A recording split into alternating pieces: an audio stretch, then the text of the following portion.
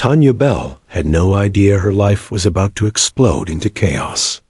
It started like any other spring Saturday in Stone Mountain, Georgia. The sun peeked between thick clouds, warming the dew-drenched grass. Her two boys, Brandon, age 8, and Malek, age 10, were inside, trading wrestling moves on the living room carpet. A bowl of dry cereal had already been spilled, and a Saturday morning cartoon echoed faintly through the window. Out back, Tanya stood in worn jeans and a college hoodie, clipping low branches from a dying rosebush. She had planned to repaint the fence, maybe mow the lawn if time allowed. The kind of day where nothing big happens, just chores, light music, maybe a barbecue later if the mood struck. She heard the rumble of tires first, not unusual. Cars came and went down her quiet street all day, but this was different. The growl of powerful engines, low and coordinated. Then a squeal, tires biting the road like something urgent. Tanya paused. She turned her head slightly toward the front yard. A moment later, a deafening slam followed. Doors flung open. Then came the shouting. Police! Hands where we can see. Them! Tanya's heart jumped. She dropped her garden shears into the grass, unsure if what she heard was real or some prank. But the yelling didn't stop. It got louder, angrier, more urgent. She sprinted toward the side of the house, gravel crunching beneath her sneakers. As she reached the edge, the scene before her stopped her cold dot. There were 5 patrol cars, 2 marked, 3 unmarked, angled. Across her front lawn and driveway, blocking everything in, uniformed officers crouched behind open car doors, guns raised, not toward her, not toward the house, toward the old, dust-covered SUV, parked in her driveway. Her 2002 Chevy Suburban, the same one she hadn't driven in over a month. The one she'd bought from a used lot years ago. The one she had planned to sell next week. "Ma'am, step away from the vehicle." An officer barked. He didn't even look at her. His eyes stayed locked on the Suburban, like it might explode at any moment. I live here," Tanya shouted, breath caught in her throat. "That's my truck." "What's happening?" No one answered. They were moving in sync now, methodical, trained, precise. One officer moved forward, crouched low, aiming directly at the vehicle's front grille. Another followed close, scanning the windshield. Tanya raised both hands instinctively, her mind racing. Had someone hidden something in the SUV? Did they think it was stolen? Or worse, was this mistaken identity? Her kids, suddenly remembering the boys inside? She turned to run toward the front door, but an officer to her left snapped, "Don't move. I have children inside." She screamed, now near tears. "What are you doing?" "Ma'am, stay. Right there. We'll secure everything," another replied, more calmly this time. One of the plainclothes officers crept close enough to the vehicle to inspect the front. He stopped abruptly, staring down at the grill. He leaned in, then took 2 slow steps backward. "Oh my God," he said under his breath. Another officer beside him looked confused. "That can't be." "It is," the first whispered. "That's not stock. That's classified." Tanya couldn't believe what she was hearing. She blinked rapidly, trying to comprehend. Classified? Was that some kind of code? It was just an old SUV with a broken AC and a bent bumper. She'd never seen anything weird about it, except maybe that the stereo only played 3 FM stations. Then one of them said something that froze her blood. That Emblem's military issue. But not just military black ops. That's a ghost unit mark. Several officers exchanged looks. A few stepped back even farther. The one in charge got on his radio, his voice tight. "We need federal here. Now. Secure the perimeter. Lock it down." Tanya's knees buckled, and she sat slowly on the grass, Unsure if she was going to faint or vomit. 2 minutes later, her neighbor across the street, Mrs. Ellington, peeked through her curtains. A few houses down, Mr. Jules had come out with his phone recording, narrating like he was on the evening news. "Ladies and gentlemen," he said with a half-smile, "looks like Tanya's truck is part of some CIA stuff." She would later remember how surreal it all felt, the sun still shining, birds still chirping, her hedge clippers lying where she dropped them, and 5 officers treating her suburban driveway like a terrorist hideout. One of the unmarked officers approached her at last. "Ma'am, is this your vehicle?" She nodded weakly. "Yes, I've had it for years." "Where did you get it?" "A used lot off Highway 78. I can find the papers." "We'll need them. And your phone." "My phone? We'll explain later. For now, please remain calm." "Am I under arrest?" she asked, panicking. "No, ma'am," the officer replied, "but you are at the center of something unusual." Tanya looked at her old SUV one more time. The emblem, just a small silver badge on the grille, was glowing faintly in the sunlight. Tanya remained frozen on the lawn, arms wrapped tightly around her knees. Her heart beat so loud it echoed in her ears. Officers paced with urgency, radios crackled with new voices, and her quiet suburban street had turned into something from a movie. Yet all she could focus on was that strange glow, barely noticeable shimmering from the front grille of her old suburban dot. It wasn't the usual Chevy emblem. That had disappeared months ago after a fender bender at the grocery store. She'd always planned to replace it, but never got around to it. In its place, apparently, was something else, something significant enough to pull armed police into her yard. One of the lead officers knelt down in front of the SUV, examining the emblem. Up close. He didn't touch it. Instead, he pulled out his phone and snapped a picture. Then he zoomed in and stared. Another officer joined him. "What is that? Some kind of tracking badge?" The first officer shook his head. "No, look at the design. See those ridges? That's not commercial. It's military. And not standard either. I've only seen this once. It's Tier 4. The other officer's face turned pale. "But Tier 4 units were shut down years ago." "Exactly." Tanya tried to stand, but her legs buckled again. A young officer noticed and rushed over, helping her up gently. "Ma'am, are you all right?" "No, I'm not all right," she snapped. "Someone needs to tell me what's going on. You pulled weapons on my truck like it was a bomb. That's my driveway. That's my home." "I understand," he replied carefully. "But we honestly didn't know what we were dealing with. That emblem shouldn't exist on a civilian vehicle." Tanya wiped a tear from her cheek and tried to steady her breath. Then came more engines. A black SUV turned the corner and rolled up silently. 2 men in dark suits stepped out. Their movements were slow and deliberate. No flash, no marked badges, just cool authority. These weren't regular cops. One of them approached the SUV, speaking softly into a headset. The other walked directly toward Tanya. "Mrs. Bell?" he asked. "Yes. My name is Agent Kessler. I'm with the Department of Strategic Operations.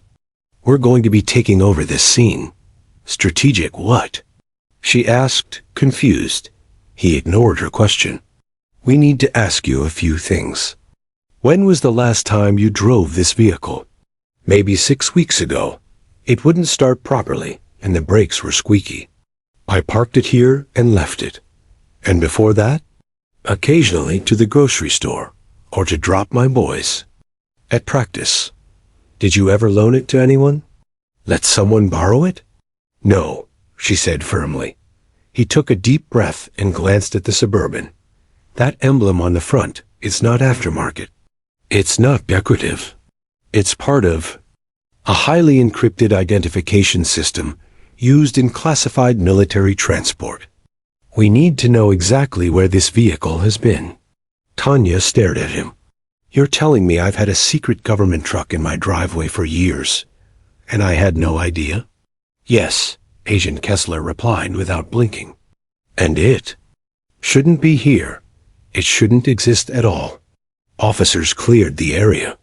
The agent who had been inspecting the SUV returned and nodded silently to Kessler. Within minutes, a flatbed tow truck arrived. Large metal clamps lifted the vehicle, carefully as though it were radioactive. It was loaded up and covered with a black tarp. Tanya stepped forward. You can't just take my car like that. We're not confiscating it, ma'am. It's being impounded for investigation. I have paperwork. I bought that car fair and square. We're not disputing that, Kessler said. But national security takes precedence. You'll be fully compensated.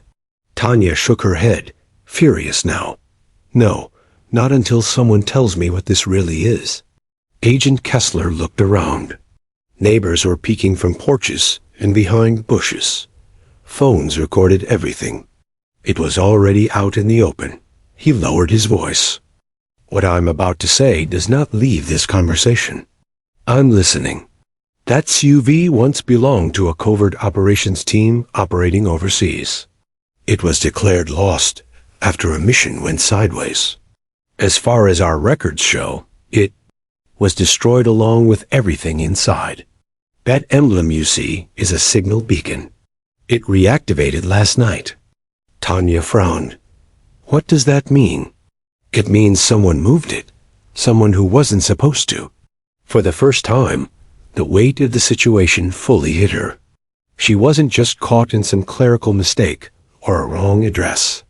She was at the center of something far more dangerous. She thought of her kids inside, oblivious to what was unfolding. Are we in danger? She asked quietly. Agent Kessler hesitated. Not yet. Those two words chilled her more than anything else. Tanya stood in the driveway long after the SUV had been taken away. The yard looked empty without it, like something vital had been stolen. Neighbors had returned to their routines, pretending they weren't curious. But she knew better. Inside the house, her sons ran to hug her. Mom, what happened? We saw the police. She hugged them tight, kissed their heads, and whispered, everything's okay. But inside, she wasn't so sure. She had questions too many, and no one seemed willing to give straight answers. Not yet. The next morning, Tanya woke early, having barely slept. Her mind churned through everything: the guns, the emblem, the agents, the questions they never fully answered. The image of her old Suburban being carried away under a black tarp burned. In her memory, it had been her truck, her space. Now it was gone, and her life no longer felt like her own.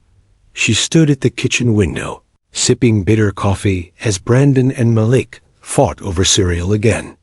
The sun was rising, calm and soft, but her nerves were strung tight. She kept expecting more black SUVs to appear. They did not at 8:42 a.m. A matte black SUV rolled to a quiet stop outside her house. No sirens, no lights. Smooth, intentional. 2 men in dark suits stepped out. Unlike yesterday's chaotic police presence, these two didn't speak. They moved silently, knocking on her door with precision 3 taps. No hesitation. Tanya opened the door slowly. Mrs. Bell, the taller one said, "We need to speak with you, privately." "You can speak here," she replied firmly. "My boys are watching cartoons." "They're not listening." The shorter man shook his head. "Inside? Please." Tanya glanced at her sons on the couch, then opened the door wider. The agents entered, removing sunglasses, but not their stoic expressions. They carried slim leather folders and an unsettling calmness. "We're from the Federal Investigations Division of Strategic Command," said the taller man. "Agent Monroe, and this is Agent Revas." She folded her arms. Is that supposed to mean something to me? It's a joint agency under Homeland Security and Defense Intelligence. We don't typically deal with civilians. But your situation is unique. Tanya gestured to the couch. Go on. Agent Monroe opened his folder and slid a document toward her on the table. This is your Suburban's VENG, registration and transaction history. Your purchase checks out. You bought it legally. But what no one knew until yesterday is that the vehicle has embedded military tech. It was part of an asset transport. Fleet in 2013. Transporting what? She asked. That's classified. Tanya scoffed. You come into my home, take my property, flash fancy credentials, and still tell me nothing? I want answers. Agent Rivas leaned forward. You've become part of a national security issue, whether you like it or not. Agent Monroe continued. The emblem on your SUV is tied to a defunct black operations unit known as Echo 17. Their vehicles were tagged with encrypted emblems, used to signal clearance and identification in combat zones. That emblem wasn't decorative, it was an encrypted beacon. Tanya blinked. So, it's a tracking device? In a sense. It activates only under specific global conditions. Last night, it pinged a military satellite near U.S. soil for the first time in over a decade. So how did it end up in my driveway? That's what we're trying to figure out, Monroe replied. The trail is murky. The SUV disappeared from a classified inventory in Texas in 2015. Somehow, it made it into a civilian repo yard, then sold at a wholesale auction. From there, it was distributed to a local lot, and that's where you bought it. And nobody noticed this so-called emblem? Agent Rivas sighed. It's designed to be nearly invisible when inactive. The moment it reactivated, a ping was sent. That's what triggered the alert and why we arrived so quickly. Do you think I'm involved in something? Tanya asked quietly, suddenly feeling cornered. No, Monroe said. But we need to rule out whether someone else is. She swallowed hard. Meaning? Someone may have reactivated the vehicle intentionally. That could mean espionage, theft, or covert tracking of assets from the Echo 17 mission. What assets? She asked again. Both agents remained silent. Tanya stood up. No, I'm done playing this game. You show up, take my SUV, scare my kids, and now you want my help but give me nothing. Either tell me what's going on, or get out. Agent Rivas opened his folder again and removed a photograph. He slid it across the table. Tanya looked down. It was a grainy image, taken in infrared, showing her SUV parked in a dark garage, but not hers.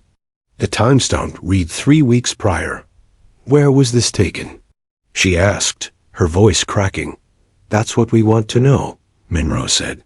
You claimed it hasn't moved in over a month. But satellite records show your SUV was scanned in a location we're still investigating. Do you understand the implication? Tanya felt dizzy. I swear to God, I haven't moved that truck. Then someone did. Without your knowledge. That's why we're here. Rivas added, this is no longer about you owning a vehicle. It's about how it got there and who might have used it. Am I in danger? She asked again, voice barely above a whisper. Possibly, Monroe replied. But cooperating with us is the safest way forward. Tanya stared at the photograph. Her stomach sank. Had someone broken into her truck? Used it for something illegal? Left it back without her knowing? The locks had never seemed tampered with, but she hadn't checked closely. She nodded slowly. All right, what do you need? Agent Monroe straightened his tie. Everything. Every trip. Every visitor. Every place that vehicle's been. And you'll need to come with us to identify locations and fill in gaps. What about my kids? They'll be safe here. We'll assign protection. Tanya paused, weighing everything. Fine, she said. Let's get this over with. The agent stood as they stepped outside. Tanya looked back at her quiet living room. Brandon and Malik were still glued to cartoons. She forced a smile and waved. "Be right back," she called. But deep down, she knew that wasn't true. Nothing about this was ordinary. Not anymore. Tanya sat silently in the back of the black SUV as it rolled down I-285, passing the city skyline like a shadow. No one spoke. Agent Monroe sat in the passenger seat, typing on a tablet, while Agent Rivas drove with both hands steady on the wheel. The silence wasn't awkward. It was calculated, military-grade quiet. She knew enough now to realize they wouldn't speak, unless they absolutely had to. She stared out the window, trying to anchor her thoughts. Yesterday she'd been gardening, fussing over dying roses. Now she was involved in something military, something secret, and her old SUV was apparently tied to ghosts from a black ops team that had vanished. Years ago, the SUV turned off the freeway and entered an industrial sector, rows of warehouses, storage yards, and miles of fencing. They pulled into a gated compound marked only with a keypad and a small green light. No signs, no logos, just emptiness and control. Inside was a warehouse with dull gray walls and floodlights. And in the center, under tarps and motion sensors, was her Suburban. Still dusty, still familiar, but now elevated on a steel platform, surrounded by 3 technicians and 2 more agents in tactical gear. Monroe gestured for her to follow. "You may recognize some things. Anything odd, out of place, or unfamiliar, tell us immediately." Tanya walked forward slowly. Her heart pounded as she got closer. One technician pulled back the tarp fully, revealing the front grille, the emblem still glowing faintly under UV light. It wasn't big, maybe the size of a silver dollar, embedded flush with the Chevy logo. Once was, but now that she looked closer, it wasn't a logo at all. It was etched circuitry, intricate and alien, like something out of a sci-fi film. "What exactly is that?" she asked, pointing. "A signal node," Rivas answered from behind. "It doesn't transmit continuously. It pulses only when triggered by a high-level defense satellite or proximity cue." Tanya shook her head. "You're speaking Greek." Monroe clarified. "It only turns on when something tells it to," meaning it was activated either by someone manually or by crossing into a certain zone. "So, someone used it recently?" "That's the most likely explanation," he said. "Which is why we need your help." She peered through the window. The seats looked untouched. Her boys' snack wrappers were still tucked in the side panel. The faint outline of her grocery store keychain still dangled from the ignition. It was her SUV, no question, but something about it suddenly felt foreign. "I never saw anything strange," she whispered. "It was just an old car," the lead technician interrupted. "Ma'am, do you know what this compartment is?" He pointed to a panel beneath the driver's seat, one Tanya never noticed before. He popped it open. Inside was a narrow black slot with a green blinking light. "No," she replied. "What is it?" "A biometric reader, designed to scan a specific soldier's fingerprint or retina before unlocking a hidden partition." "A hidden partition?" she repeated, stunned. Rivas spoke next. The vehicle was part of Echo 17's mobile command rotation. It was modified to carry sensitive cargo, usually physical intelligence, sometimes weapons, or high-value personnel. Anything they couldn't transmit digitally. Tanya stepped back. "So you're telling me my old truck may have been used to smuggle people?" "Possibly," Monroe said, "but more likely data. Flash drives. Physical intel. And if someone accessed it in the last few weeks, then it's possible something was removed. Or worse, something left behind." Tanya's stomach turned. "I let my kids play in that truck." She stepped back, swallowing hard. One technician called out, We found faint boot print size 11 dust on the inside rear floorboard, inconsistent with long-term disuse. Monroe looked at Tanya. You said no one had entered the vehicle recently? No. I mean, I didn't think so. I didn't see anything. Rivas stepped beside her. Ma'am, we don't think you're lying. But someone clearly gained access, and they were careful not to leave a trace. Tanya shook her head. Why me? Why this truck? Monroe finally answered with the truth she feared. Because most of these vehicles were destroyed after the operation failed. Only 3 were unaccounted for. Yours is the only one confirmed on U.S. soil. The others are missing, possibly in foreign hands. But your SUV reactivated the signal. That makes it the centerpiece. Tanya sat on a nearby folding chair, overwhelmed. She remembered something. There was a night, about 3 weeks ago. I thought I heard the alarm chirp. I assumed it was a neighbor's car. I didn't check. Monroe nodded slowly. That may have been it. Someone accessed the vehicle, triggered the beacon unknowingly. She looked at the agents. What happens now? Rivas replied, We'll scan it fully. If anything was taken, we'll investigate. But we also need to know who sold it to them. Lot in Georgia. You still have your purchase documents? Yes, at home. I'll get them. Have them scanned and sent to this number, Monroe said, handing her a secure line dot as the team continued inspecting the SUV. Tanya watched, haunted. What had started as a Saturday chore had become a national mystery. Her yard, her truck now. Evidence in a classified investigation. What else had she unknowingly harbored? She didn't feel like a homeowner anymore. She felt like a suspect, a witness, a liability, and she couldn't shake the feeling that whoever had been inside that truck wasn't finished yet. The pressure didn't ease after Tanya left the facility. If anything, it built like a slow storm. That night, after returning home, she noticed 2 cars parked down the street that hadn't been there before. Same models, same tinted windows. Never left. Someone was watching. Maybe them. Maybe someone else. She tried not to let the boys notice her tension, but kids feel everything. Malik asked why she didn't want to watch cartoons.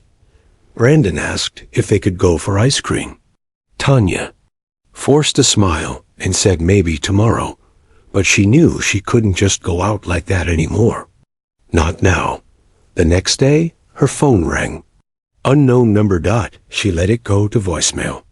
A few minutes later, it rang again. Same number. This time she answered. Hello? A calm, professional voice came through. Mrs. Bell, this is Director Reeves. From the Department of Strategic Operations. We'd like to make you a formal offer. An offer? She repeated cautiously. Yes. In light of the sensitivity of your situation, and to ensure public safety, we're prepared to offer you compensation. In exchange for your full cooperation and your silence. Tanya sat up straighter. Excuse me? We'll provide a financial package, relocation if necessary, and clearance of any residual liability. You'll simply sign a non-disclosure agreement, and this situation will be behind you. And if I don't sign? She asked, voice sharp now. There was a pause. We strongly advise against that, Mrs. Bell. You've already drawn considerable public interest. The narrative can still be managed, but only if handled discreetly. She hung. Up. No thank you. No goodbye. Just click. Within an hour, she received an email with a PDF labeled Confidential Settlement Agreement. Attached, a non-disclosure form and a 6-figure payment proposal. She didn't open it. Instead, she forwarded it to her cousin Maya, a civil rights attorney in Chicago. Maya called within minutes. They're trying to bury this, she said. You sign that paper, they own your silence forever. I figured, Tanya replied. But they'll just keep coming. Then you hit first, Maya said. Go public. Tanya hesitated. You think that's smart? I think it's the only card you have left. That night, she recorded a 6-minute video on her phone. She didn't give specifics. She didn't mention names. Just facts. She told the world about the police standoff in her driveway, the vehicle, the glowing emblem, and the men in suits who came offering silence. She ended the video looking directly into the lens. I was just cleaning my backyard. Now I'm being asked to disappear. I deserve answers. My kids deserve safety. And someone needs to explain why an old mom from Georgia is the center of a military mystery. She uploaded it to YouTube, TikTok, and Instagram. By morning, it had over 3 million views. The media swarmed. News vans parked near her house.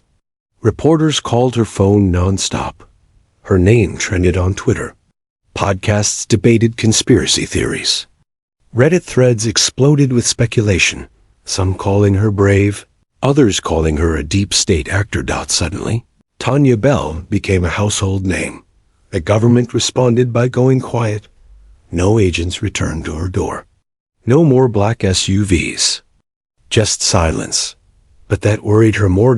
Because now, the quiet felt like waiting. A day later, her mailbox was smashed. Her garbage can knocked over. She noticed strange boot prints in her backyard grass, heavy and deep, unlike her own. A rock hit her front window at midnight. She filed a police report, but it went nowhere. They're trying to scare me, she told Maya on the phone. Someone wants me to back off. Then don't, Maya said. They only try to silence people who are telling the truth. The next day, a package arrived with no return address. Inside was an old USB drive, wrapped in black tape and a single typed note. You are never supposed to find it. Tanya stared at it in disbelief. No one had mentioned a USB before. Not the agents, not the techs. What was it? She called. Maya again. Don't plug that in, Maya warned. Could be tracking malware. Let's get a secure machine and see what's on it safely. They arranged a meeting in Chicago within 48 hours. Tanya packed a small bag, told the boys they were going to visit Aunt Maya for the weekend. She said nothing about why. Before leaving, she stood once more in her backyard. The clippers still hung from the fence, rusting slightly. The roses had begun to wilt again. That's where it all started, cutting branches, just trying to tidy up her space. Now she was holding a drive that could hold national secrets or nothing. But the words on that note wouldn't leave her mind. You were never supposed to find it.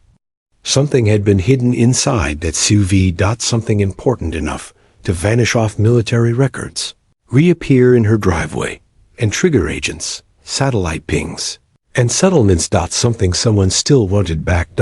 As she closed the trunk and strapped her kids into their seats, Tanya felt one thing clearly. This wasn't the end. It was just the beginning. The drive from Georgia to Chicago was long, but Tanya didn't mind. The hum of the road gave her a strange kind of peace, steady, predictable. Malik and Brandon fell asleep in the back seat, their heads leaning against each other, unaware of how heavy the air around their mother had become. She kept glancing in the rearview mirror, not at the boys, but at the road behind her.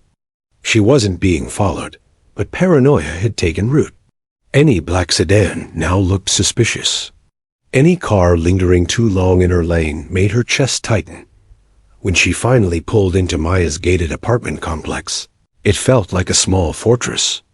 Cameras lined the front gate, and Maya met her outside, arms crossed, expression tight. I ran the license plate you sent me, Maya said, nodding to one of the SUVs Tanya had spotted near her house. It's government, registered to a federal contractor in Virginia, so they're still watching. They never stopped. Inside, Maya had already prepped a secure setup. A brand new laptop, factory sealed, isolated from any network. She handled the USB with gloves, inserted it slowly, and waited. The folder that popped up was labeled Retrieve, Do Not Duplicate. Inside were 10 files. 8 were videos. 2 were PDFs. All were encrypted. Maya leaned back. Someone didn't want just anyone to open this. These encryption layers are military grade. We're going to need help. I don't trust anyone, Tanya replied. You'll trust this one. I went to law school with him. He's a cybersecurity expert now. Freelance, off-grid. He won't talk. Later that evening, Maya's friend Dorian came by. Early 30s, quiet, with an unkempt beard and a backpack full of tech tools. He scanned the USB, nodded approvingly. This is serious heat, he muttered. I haven't seen these protocols since that Pentagon breach in 17. You can open them? Maya asked. Yeah, but once I do, we only get one shot. The second these files are decrypted, they'll ping something somewhere. Might not be traceable back to us, but it will trigger something. Tanya looked him dead in the eye. Then opened them. He did. The videos were grainy at first. Helmet cams. Military ops in the Middle East, Afghanistan, most likely. Small units infiltrating compounds, late-night extractions, gunfire. Faces were blurred, voices distorted. Each video ended the same way, the camera shaking, static flickering in, and a sharp, low-frequency hum, almost like a pulse. Before it cut to black dot, then came the PDFs dot. The first was a manifest of recovered tech. Satellite scramblers, prototype comms devices, and an unmarked vehicle listed as Asset 09. That vehicle's serial number matched Tanya's Suburban. Asset 09 was repurposed as an emergency transport vehicle. Cloaking modifications installed. Final mission. Exfil Team Theta 4 from classified base. Coordinates redacted. Maya read it out loud. Cloaking modifications? What does that mean? Dorian whistled low. It means it could disappear. Like literally. Not from radar physically. Invisible to the naked eye. Tanya blinked. That's science fiction. No, that's DARPA, he replied. The second PDF was scarier. It was a debrief. One paragraph stood out. The vehicle returned autonomously 2 months after the operation, driverless. Team Theta 4 presumed dead. Internal systems corrupted. Emblem beacon deactivated. Asset 09 to be dismantled and stored off record at disposal site 7. Yet it wasn't dismantled. It somehow made its way to a used car lot in Georgia, where Tanya bought it 3 years ago. Dorian shook his head. Someone broke protocol. Someone smuggled it out. But why? Maya asked. Because it wasn't empty, he replied slowly. They thought it was. But what if something, or someone, was still inside? Everyone went silent. Tanya stared at the videos again. The hum at the end of each one. It wasn't just noise. It was the same low vibration she'd felt that day in the backyard, right before the police came. What if that emblem isn't just an identifier? She asked. What if it's a signal? Dorian's face darkened. Then it's still active. And whoever was inside that SUV Theta 4, or something else, might still be looking for a way back. Maya quickly pulled up the video Tanya had. POSTED online. The one that went viral. The beacon reactivated the same night you uploaded this. They all exchanged looks. Oh my God, Tanya whispered. I didn't just call attention to myself. I called them. Dorian unplugged everything, wiped the laptop, and pulled the USB. You need to disappear for a while, he said. Now, I can't just vanish, Tanya replied. Maya stood firm. You can, and you will, just until we figure this out. That night, with a burner phone, a duffel bag, and 2 sleeping boys, Tanya followed Maya's plan. They left Chicago, using back roads, not highways, changed cars, bought prepaid gas cards, No phones, no GPS, no social media. They drove north. Quiet towns. Motels with cash payments. No questions. But Tanya's mind wasn't quiet. What if someone or something had come back in that SUV? What if it hadn't returned alone? And why, after all these years, had it chosen her driveway? The answers were coming, and she wasn't sure she wanted to hear them. The room smelled like mildew and old carpet. The cheap motel in rural Wisconsin wasn't exactly cozy, but it offered what Tanya needed: silence, distance, and anonymity. She tucked the boys into the double bed with blankets she'd brought herself. Not trusting anything that came with the room, Maya messaged once a day from a rotating number. Dorian didn't message at all, except through encrypted notes dropped at prearranged digital dead drops. One such note came that morning. Beacon pinged again. Emblem signature active. We're not alone. Tanya hadn't dared reply. At 2:13 a.m. Something shifted. She jolted awake, unsure why. The boys were still asleep. The motel TV was off. The room dark, curtains closed. But a shadow moved across the window. Heart pounding, she slid out of bed silently and reached for the crowbar she'd kept by the knitstand. It was laughable compared to the threat she feared, but it made her feel less helpless. There it was again, a figure. Not walking, gliding past the curtains. No footsteps. No engine outside. She pulled the curtain back by an inch. Nothing. Then. Knock. 3 slow, deliberate knocks at the door. Not loud, but heavy, solid, like someone knocking with a fist of bone. Her hands trembled. Another knock, 3 times. No movement beyond the peephole. No car. No shadows now. She crept toward the boys. Wake up, she whispered. Brandon stirred. Malik groaned. Then the door unlocked. Tanya gasped. She had locked it.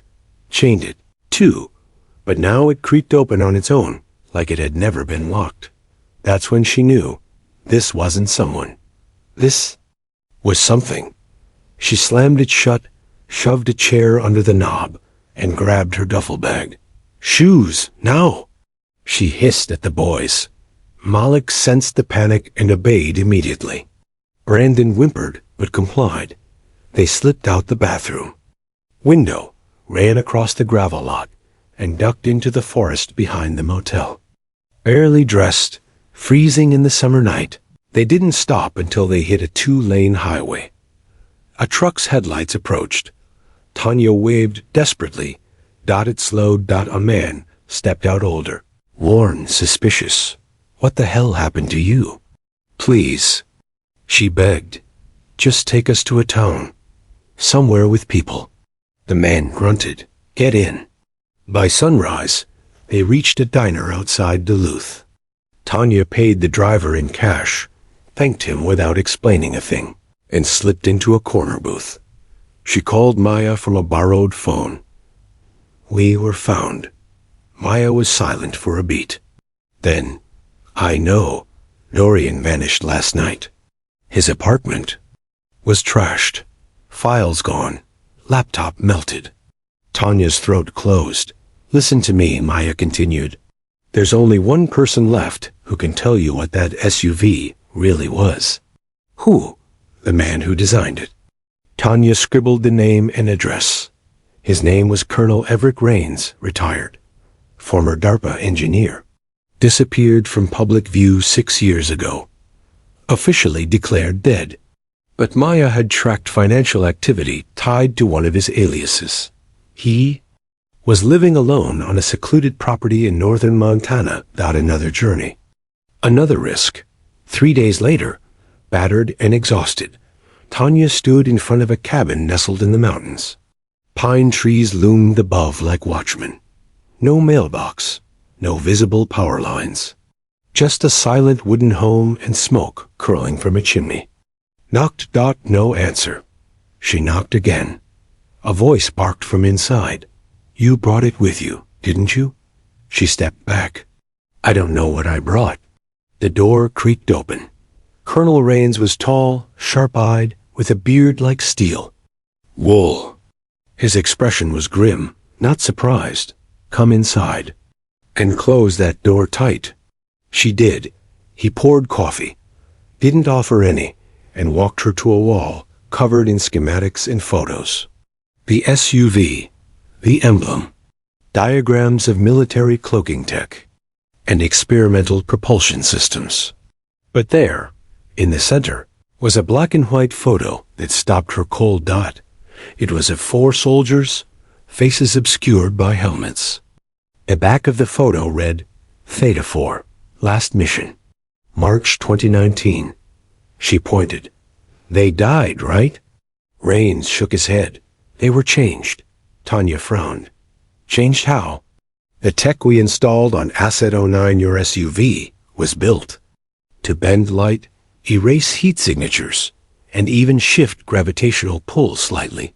But it was experimental. We didn't account for what would happen if humans were exposed to that kind of disruption during transit." He paused, then added, "They weren't dead when the SUV returned. They were something else." She felt her skin crawl. "You mean they're still in it?" "No," he replied. "They got out. The question is, when?" Tanya thought of the creaking door, the figure outside her motel, the hum. Her voice cracked. "What do they want?" "Home," Rain said softly. "Or revenge. Or maybe nothing at all.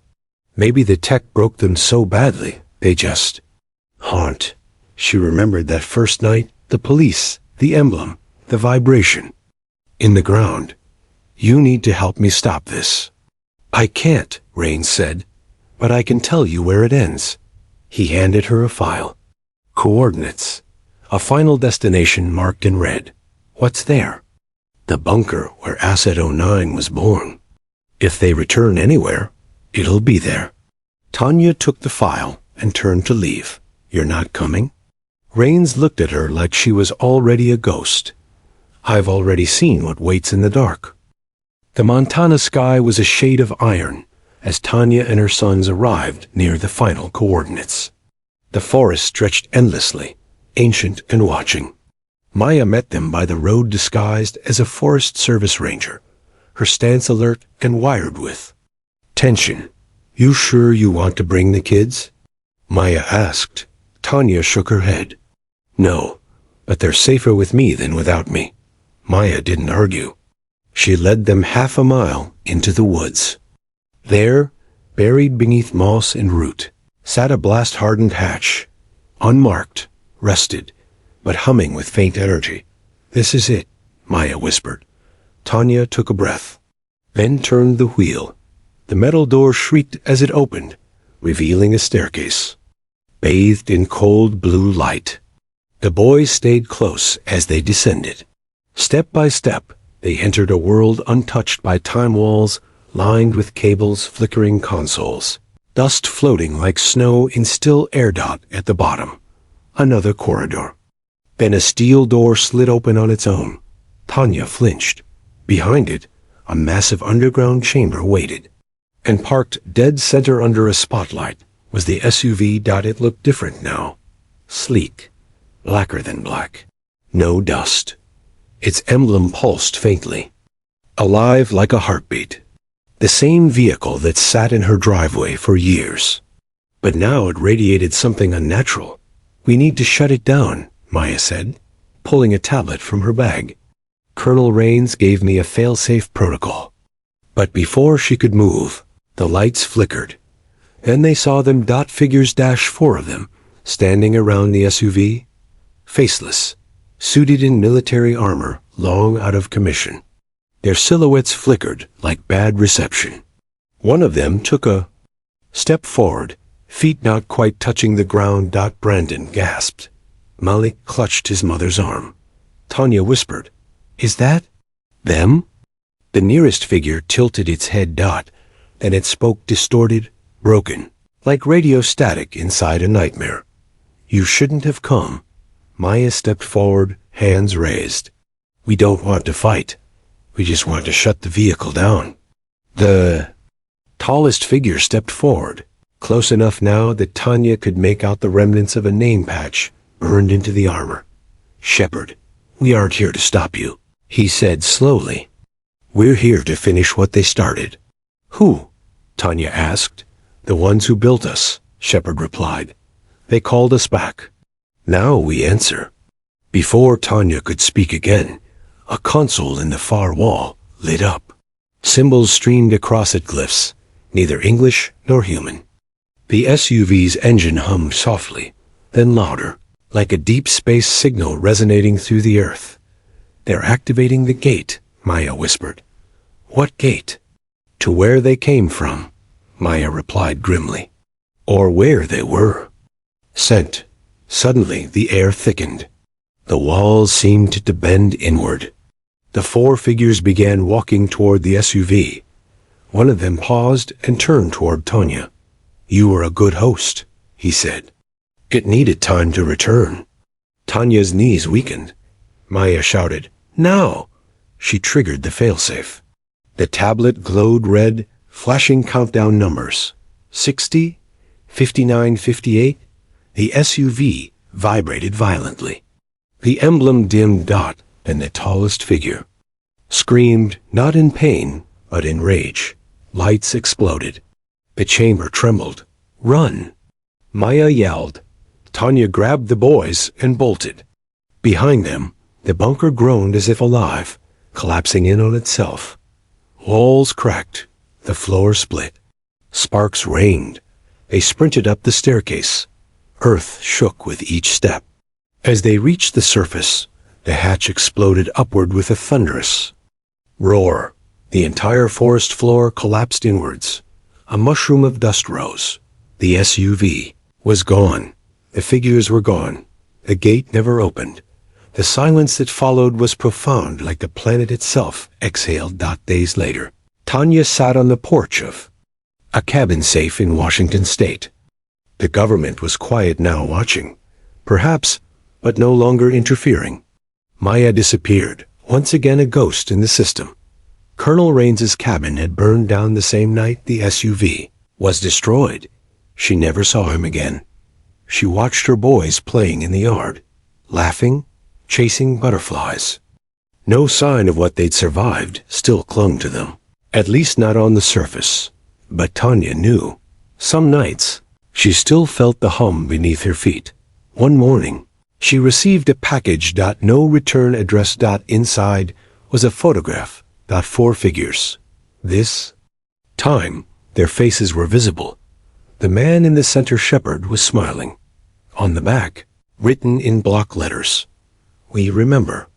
She burned it immediately, but she didn't forget. In a small Pentagon sub-basement. Years later, a group of analysts reviewed anomalies flagged in deep Earth seismic readings. One particular reading from Montana caught attention. A localized energy spike with no radiation, no fallout, and no satellite footprint. One junior analyst flagged the event and attached a single sentence: "Recommend reopening the Theta Project file." But the file had already been marked classified, "Do not reactivate," and in a junkyard outside Flagstaff, Arizona, a boy found an old metal plate buried under tires and rusted engine blocks. A strange emblem shimmered faintly in the sunlight. He brought it home, mounted it on his bike. That night, the house lights flickered for no reason. And somewhere, something awakened. The end.